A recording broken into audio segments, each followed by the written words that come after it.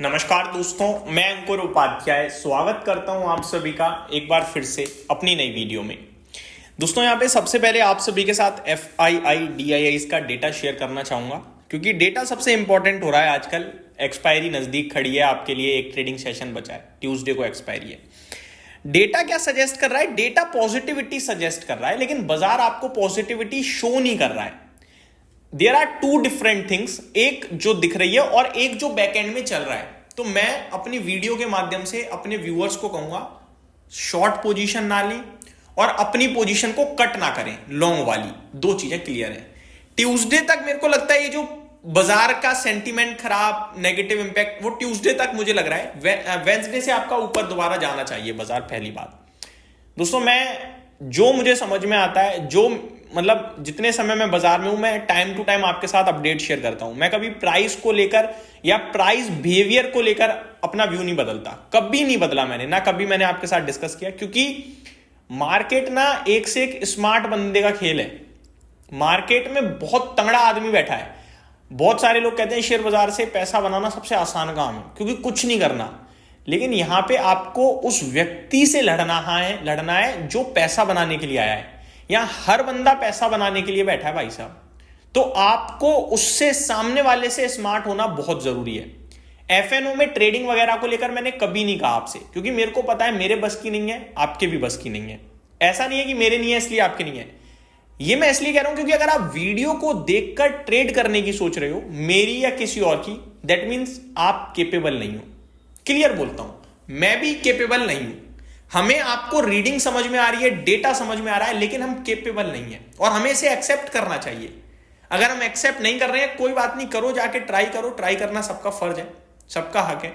Loss खा रहे हो छोड़ दो, लेकिन जिद पे अड़ जाओगे कि मेरे को तो कमाना है, तो ट्रस्ट मी आपको बर्बाद कर देगा। आप 1000 रुपए, 200 रुपए, 500 रुपए, 5000 रुपए कमाने के लिए एक साथ बड़ा पैसा गवाओगे। यही बाजार है। लेकिन जहां आपने कंपनी को सब कुछ सिर्फ समझना शुरू करा, पैसा अपने आप आना शुरू होगा। बहुत सारे लोग क्या करते हैं ना, शेयर्स, अगर आपके डीमेट में पैसा पड़ा है तो शेयर्स को ढूंढने लगेंगे, या फिर कोई स्ट्रेटजी बनाने लगेंगे, या किसी की वीडियो देखने लगेंगे, सर्च करने लगेंगे क्या खरीदूं।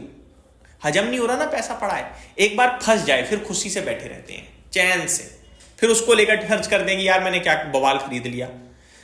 आपके पास सौदा खुद चलकर आएगा, मैं आपको बता रहा हूं। मौके मिलते रहते हैं बाजार में, ऐसा नहीं है नहीं मिलते, टाइम टू टाइम मिलते हैं। सिर्फ आपने वेट करना है, स्पॉट करनी है चीज, एंड दैट्स इट। अभी मैं वापस से टॉपिक पे आता हूं। तो इस समय जो डेटा शो हो रहा है वो पॉजिटिव है, लेकिन जो बाजार शो हो रहा है वो नेगेटिव है। और जो लंबे समय से चल रहा है वो ये इंडेक्स ऊपर ऊपर ऊपर और स्टॉक्स नीचे। ये हमें आपको लग रहा है, मैं भी वीडियो बनाता हूं कि इंडेक्स ऊपर, पोर्टफोलियो नीचे, सब ये कह रहे हैं, लेकिन इंडेक्स विदाउट स्टॉक्स ऊपर नहीं जा सकता है। आपको मैं अब एग्जांपल देता हूं, बहुत बातें हो गई।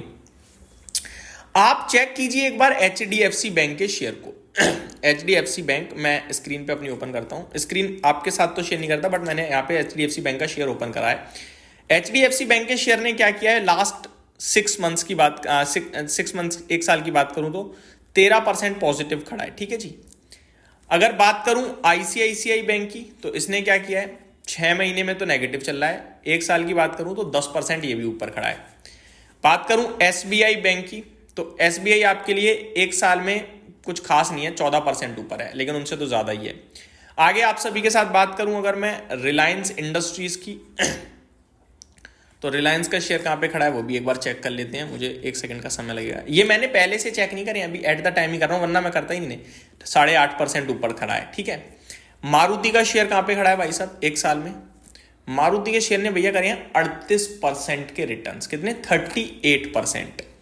M&M का शेयर कहां पे खड़ा है आप चेक कीजिए। ऑटो में तो सारी चेक कर लो, मेटल्स में चेक कर लो कोई सा भी। लाओ हिंडाल्को में आपके साथ शेयर करता हूं एक बार। हिंडाल्को का शेयर खड़ा है भाई साहब 20% ऊपर। टाटा स्टील कहां पे खड़ा है? ये सब क्यों, ये सब निफ्टी के स्टॉक्स हैं इसलिए। टाटा स्टील आपका खड़ा है 18% ऊपर। तो कौन कह रहा है स्टॉक्स नहीं चल रहे हैं? ये रिटर्न्स तो झूठे थोड़ी हैं। नहीं चला है स्मॉल कैप और मिड कैप, पैसा नहीं बना। स्मॉल कैप और मिड कैप कोई छोटी जगह नहीं है, वो है पूरा बाजार। ये 50 कंपनियां हैं देश की, इससे क्या लेना देना? इंडेक्स है एक, बस आपको अवार्ड मिलता है ना, उस अवार्ड की एक वैल्यू होती है, ठीक है। वो आपको मोटिवेट भी करता है, वो आपको दर्शाता है आप कितने केपेबल हो। जो आपके सिंपल है वो आपको दर्शाता है, मतलब आपकी काबिलियत, या फिर आपको दर्शाता है कि बंदा कितना केपेबल है, कितना इसमें है पोटेंशियल। इंडेक्स भी सेम है, वो देश की बता देती है कि इस समय स्थिति क्या है भाई। इंडेक्स आई पे मतलब बाजार अच्छा कर रहा है देश का, उसके बाद मिड कैप स्मॉल कैप की धज्जियां पड़ी हैं उड़ी, कोई फर्क नहीं पड़ता। लेकिन असली बाजार है स्मॉल कैप और मिड कैप, क्योंकि वहां पैसा है। निफ्टी की टॉप 50 कंपनियां, वो देश की 50 कंपनी टॉप 50 में आ गई, निफ्टी हो गई। लेकिन असली बाजार जो 7-8 हजार कंपनियां, वो तो स्मॉल कैप मिड कैप है, उनका बैंड बजा पड़ा है। वो कब सुधरेगा? वो भी टाइम के साथ सुधरेगा।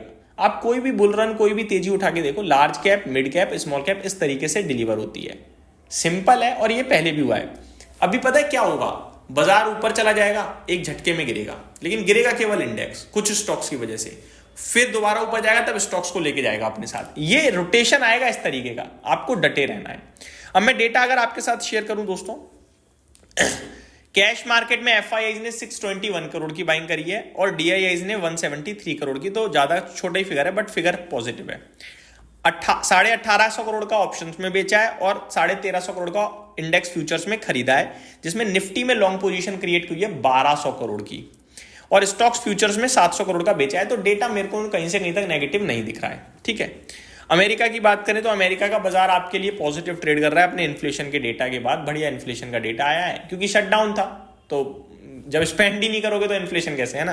तो वो केस था, बट जो भी है बाजार खुशियां मना रहा है। 550 पॉइंट ऊपर कूद गया डाउ, नेस्डेक 1.25% ऊपर कूद गया, S&P 500 1% ऊपर कूदा हुआ है।